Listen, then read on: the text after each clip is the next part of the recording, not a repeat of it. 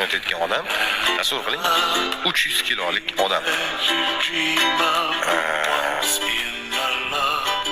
Konsertlar bergan, mashhur bola bo'lganda, juda mashhur bo'lgan. Kunlardan bir kuni bir do'stiga telefon qilib, meni studiyaga olib bor degan. Studiyaga borganda mana shu instrumentni, mana shu bu ukulele degan instrument o'zi gavayskiy gitara ham deyishadi. Kichkinagina gitara bo'ladi, takoy o'tirib chalinadi. Shunday studiyaga kirganda mikrofonlar, hamma narsalar yoqib berilganda mashq qo'shiq aytgan. Mashq qo'shiqda. Bu qo'shiq tarjimasini men sizlarga hozir ijro qilib beraman, aytib beraman tarjimasini. O'zbekcha tarjima qilishga harakat qilaman.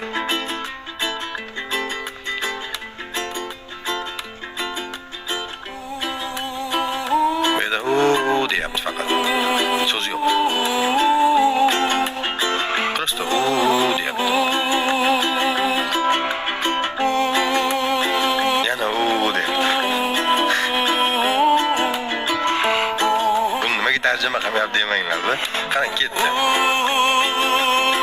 Qayerdadir kamalakning ustida